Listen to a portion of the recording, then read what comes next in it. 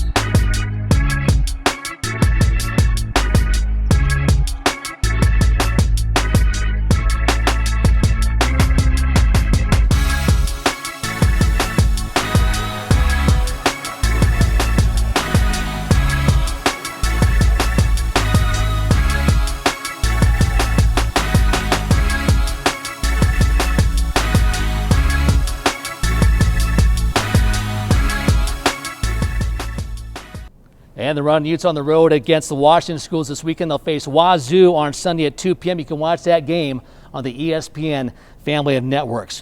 Well, this past week, Utah Athletics had the official ribbon cutting for the David S. Lathan Golf Academy. The state-of-the-art $2 million facility is on Guardsman Way and will allow the golfers to work out year-round. Here's a look back at the construction as well as the ribbon cutting ceremony that took place this week.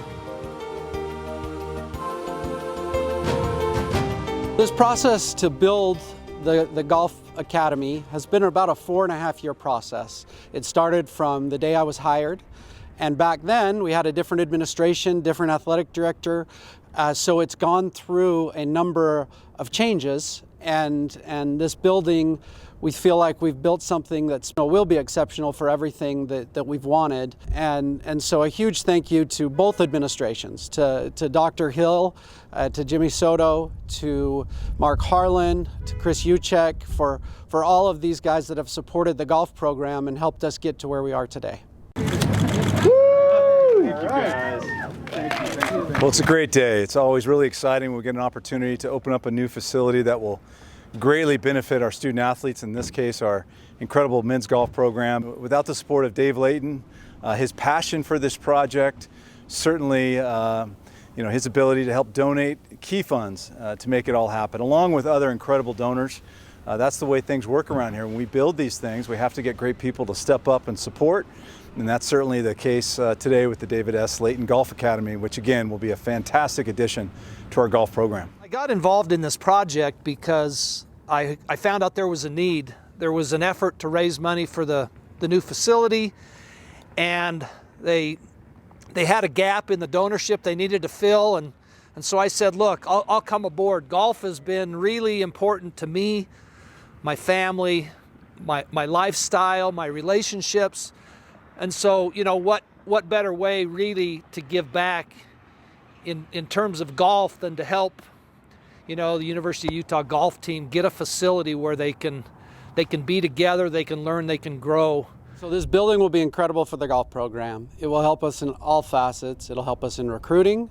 It'll help us with our player development, and it will help our players know and realize they have a home here on campus.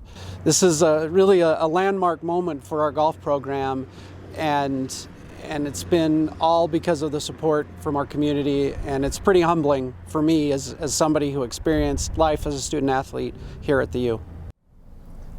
And congratulations to head coach Garrett Clegg and the Utah golf team on their fantastic new home.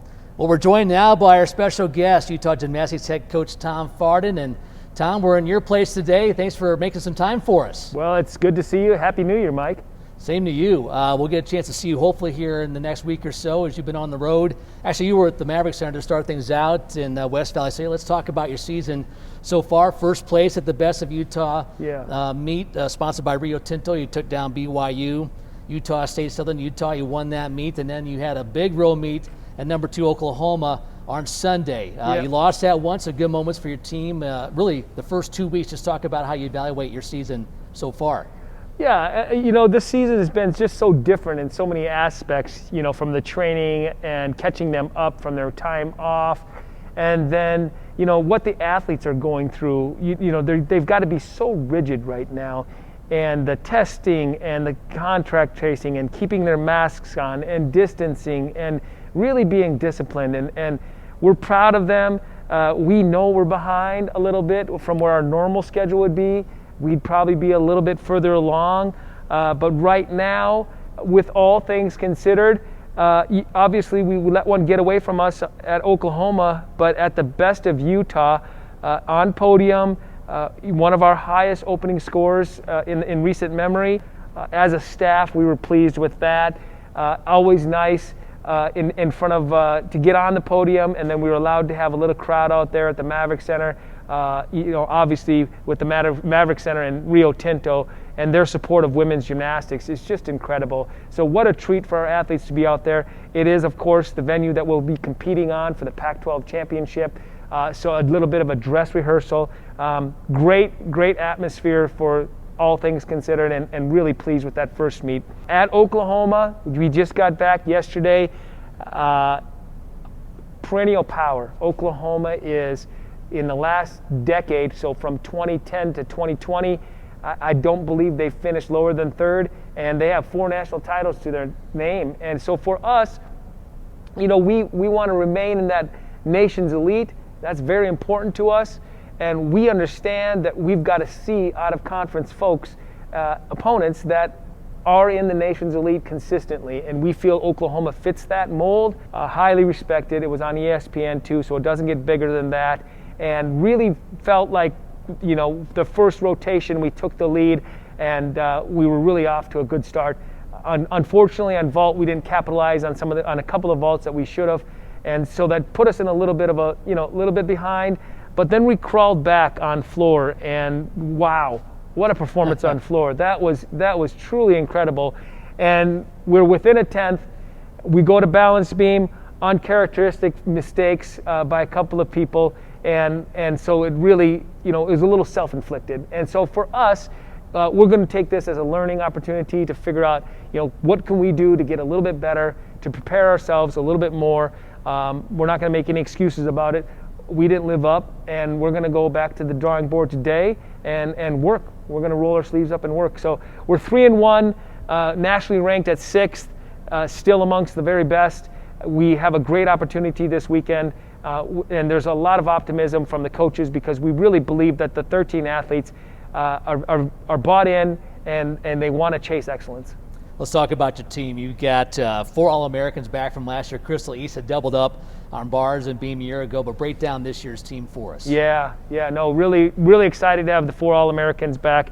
I'll start with the freshmen. We've got Jaylene Gilstrap, former elite out of Texas. She made her debut on floor exercise and was stunning this weekend. She's also ready to go on balance beam, so I know she's going to be challenging for a spot over there. We've got Alani Savado, who's been a bar specialist for us so far, but Alani's coming back from a mid-foot sprain, that set her back for months. And so, it's almost one of those injuries where you almost wish it was broken instead of sprained, because it can come back a little bit faster. Right. But she's doing great, doing a great little bar set for us. And then we got Lucy Stanhope, former elite from British. She was on the British World team. Just a delight to coach. Somebody who's ready in all 4 events.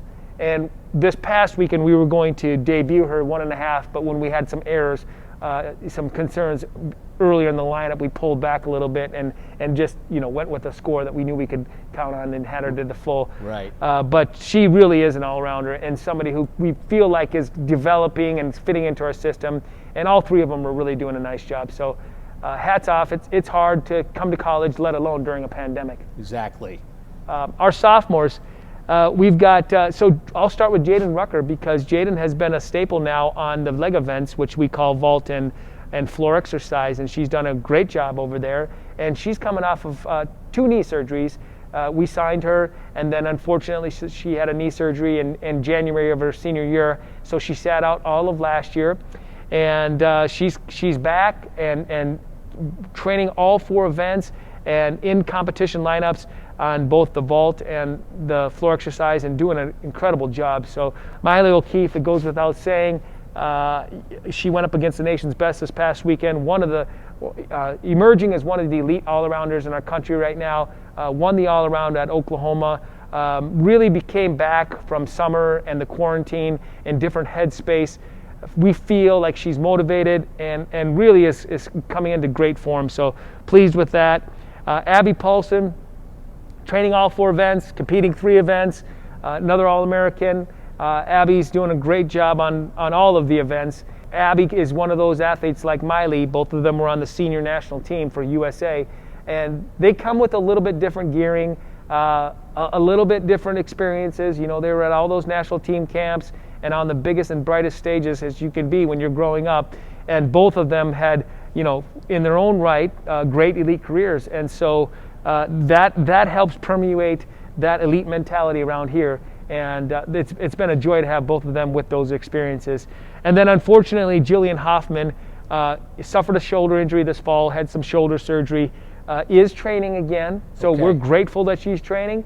What she's going to be able to do this year, that's yet to be determined. But as I think our fans saw last year, a very talented athlete, one that can contribute on all the events, and got the injury bug a little bit, and we're hoping to get over that. Let's talk about our juniors.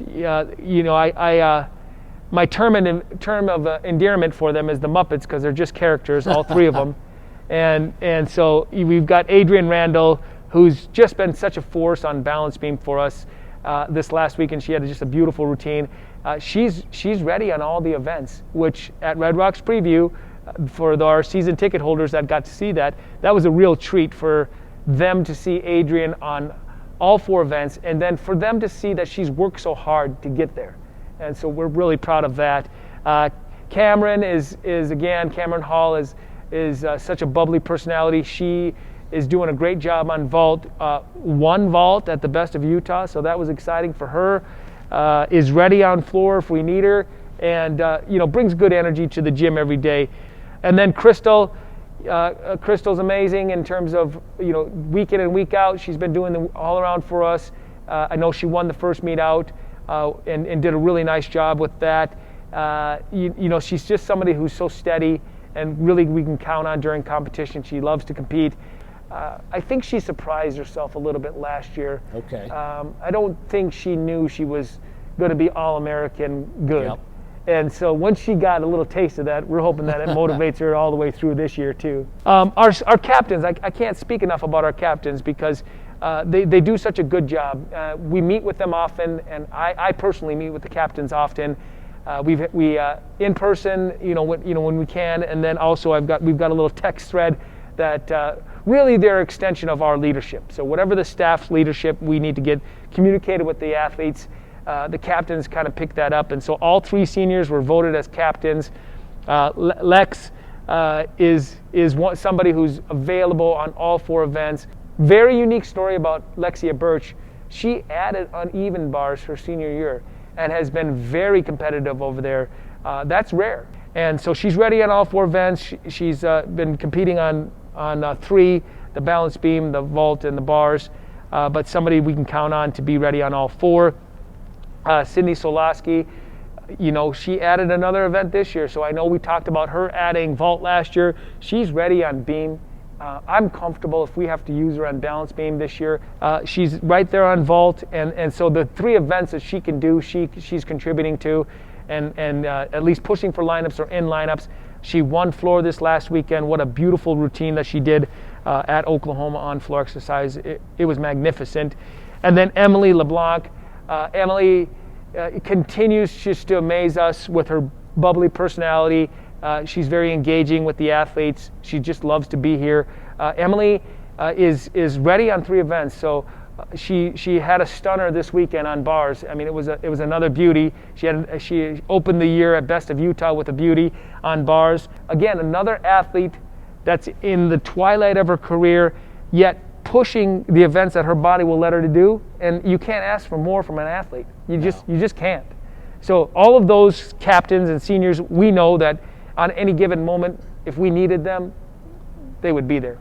Well, Tom, we're in the Dumpke Gymnastics Center. This building opened in 1998. It's been a great home for your team. Still one of the best training venues in the country, but still every venue needs an uplift, a facelift here from time to time, and you're planning a $3 million renovation of this building in the coming years. I know with COVID-19 that might be pushed back, but tell us about your plans for what to do with this space in the next couple of years. Well, Greg and Megan and their vision of building the Dumpke building back in the 90s with the Dumpkes, it is a world-class facility. Don't get me wrong.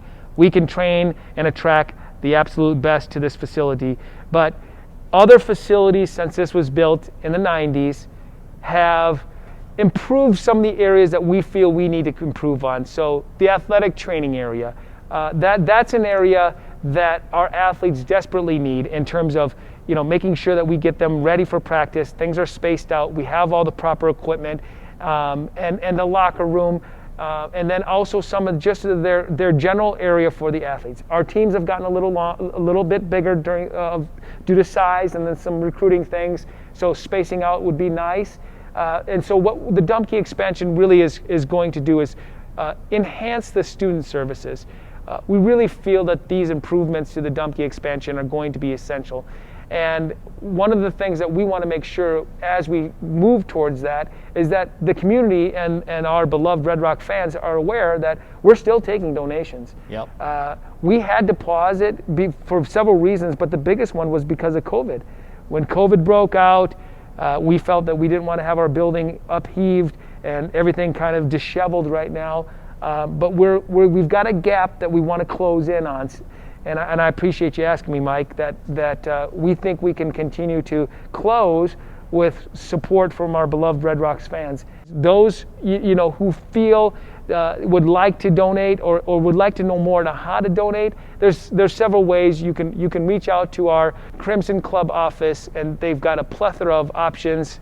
We've got naming rights available. One of the other unique things we're going to be able to do with this expansion is house the coaches here with our offices.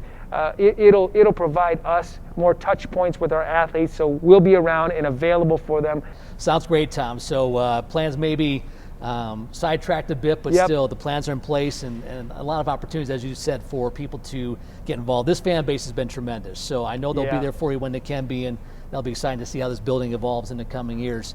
Tom, I got some fan questions, but you talked about Greg and Megan Mars and their plan for this building, but part of their plan for their program when they retire was for you to come in and be the guy. You were hired as an assistant coach 11 years ago, but the plan was for you to be the successor. You worked with them for a long time. In fact, Megan just retired a couple years ago. You worked Yep. with Greg and Megan both. How did those two people help shape you? What I learned from them has really been invaluable. They've been they were the gold standard for so many years in NCAA gymnastics. And as a matter of fact, the gymnastics community considers Greg the godfather of NCAA gymnastics. Right. And so when I was a young coach, I felt it was important to surround myself with some mentors. And I thought in the back of my mind, gosh, one day if I could ever be mentored by, a Greg Marsden, what would that do for my career? Well, you can kind of see what it's done for my career. Right. In terms of learning the ins and outs on running a program of this magnitude with so many eyeballs on it, and then being able to coach athletes at the highest level and recruit the athletes that get you there. There was tweaks in my game that I knew I could learn from Greg and Megan, and then add that to my game so that I could be more of a complete coach. And I'm still not there. You always are learning. You're always trying to seek out how to be the absolute best. But I learned that from Greg and Megan. They never sat on their laurels. They were always trying to be at the top of the game. I can't thank them enough for handpicking me and then handing over, ultimately, which is, their legacy. Well, those of us who know Greg, nothing happens by chance generally with him. He has a plan for everything, and his plan worked out great with you. Last year, 4th in the country when things came to a screeching halt. You're 6th right now, but the program's in great shape with recruiting, so it's all worked out very well. It's been fun to watch you take the reins of this thing and make it your own the past couple of years. Thank you. Tom, I've got some questions from fans sent into our Twitter account for Utah Athletics and also Utah Gymnastics. Sure. They want a greatest hits video of your celebrations. Maybe Missy J. Carlson or our Yeah. creator today could put one together. That'd be kind of fun to look at. Well, I only have a couple of moves, so if you want the greatest hits, it's going to look like it's on replay a lot. So it's either the fist pump or it's the 2 fingers up. So I really don't have a lot of other moves like that. It's kind of like the old Asian guy who dances at the wedding. Not a lot of moves, but they're refined moves. So if you like them, those are the 2 ones that I stick to the most. Quality over quantity. That's is what it right. sounds That's like. right. Great game plan. All right, another fan asking, Tom, the idea behind the football helmet you had at the Best of Utah meet. I'm assuming it's about Ty Jordan, but just elaborate on that. Wow. Well, what a tragedy. I didn't personally know Ty Jordan, but I knew of his talents. We were shocked by his passing, and coming up with things. What can we do to memorialize things and to keep his legacy going? We did a couple of things. One, we did a tattoo that the athletes will wear. It's a temporary tattoo that the athletes will wear from time to time, and I know we wore them at the first home meet. And so that's one thing that we did, and we used his number 22. And then the other one is Garrett wanted to incorporate this, this memory of Ty Jordan on the vault. And so what Coach Griffith did was use that. You got a helmet and put number 22 on it, and then our athletes are reminded of him because they see his number in practice and at the meets. And when they stick in practice or they stick at the meet, they get to put a sticker on his helmet. And so it is a tribute. Garrett Griffith came up with it. I thought it was a brilliant way to do it. And we're just so saddened by the loss of Ty Jordan. Love that tradition. We've seen other teams do a chain or some other things for sticks, and I love the way you incorporated his memory in your team this year. That's wonderful stuff. One last question. Someone asking about vault. Any gymnasts plan to upgrade their vaults to 10.0 start values as you move throughout the course of the year? Well, we were going to show Lucy's this last weekend, and then we didn't get to. And I know Jaden's ready, so it's possible. Knock on wood, that health remains there, and the athlete's motivation remains high. That Utah Gymnastics will have up to 4 10.0 vaults this year. Great. Some home meets coming up. No fans, unfortunately, but we'll have coverage on Pac-12 networks and live streaming, so fans can still watch your team this year. We'll get through this year, and we'll pat the Huntsman in 2022, hopefully. Does that sound good? No, we can't. We miss our fans. We miss you guys so bad. We can't wait for you guys to come back. Tom, appreciate the time. Thanks, Mike. Appreciate you. All right, that's Tom Farden, head coach of the Red Rocks. Well, we saw some men's basketball highlights at the top of our show. The women's team also in the midst of their season, their biggest win so far. They win a number 15 Oregon State back in December. Here are their highlights so far from the 2021 season.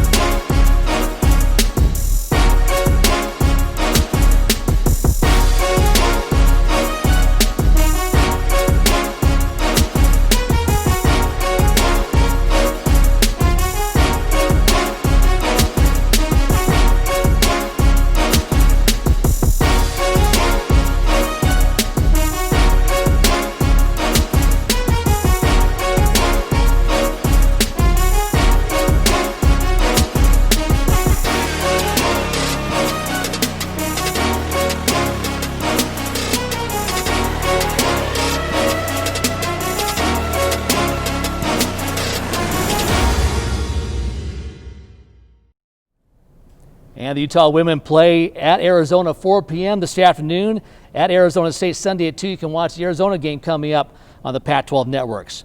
Well, we showed you some video of the David S. Lathan Golf Academy earlier in the show, and also just around the corner on 5th South, the Ken Garff Performance Zone at Rice Cycle Stadium is taking shape. Our video crew went along for a hard hat tour last week.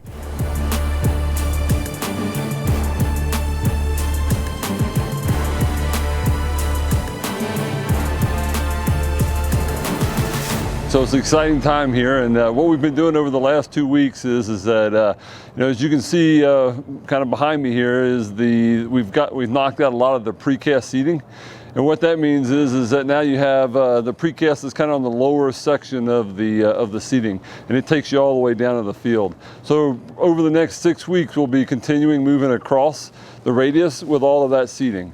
So from there, it will just jump inside down on the field level.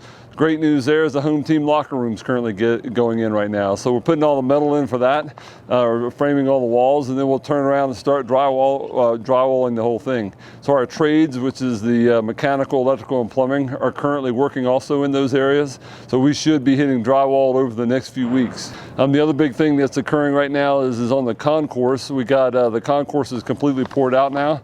We put in the curb wall, which will allow us to do all the exterior walls that run down along the concessions into the suite club, etc. So another big milestone occurred over the last week right there.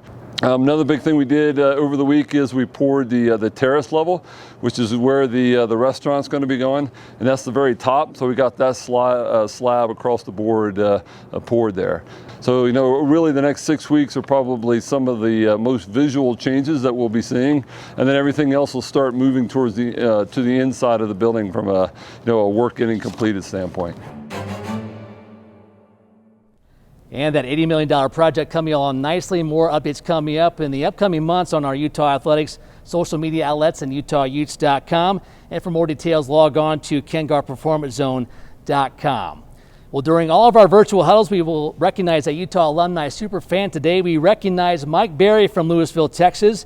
He is a 1999 business school graduate and a season ticket holder for football despite living in the state of Texas. He served as the Lone Star Alumni Chapter President. His favorite highlight as a Utah fan was the 1998 Final Four run by the men's basketball team. Also for you fans, we're giving you a chance to be recognized as an ultimate Utah fan. Join our Facebook group and enter the upcoming Ultimate Fan Contest by submitting a photo. We'll pick winners to receive Utah swag and be recognized on our next virtual huddle. Well, that will do it for today's show. Thanks to Tom Farden, our special guest in the Dumping Center. Also, thanks to our entire crew. I'm Mike Lagesholt. Until next time, so long, everybody.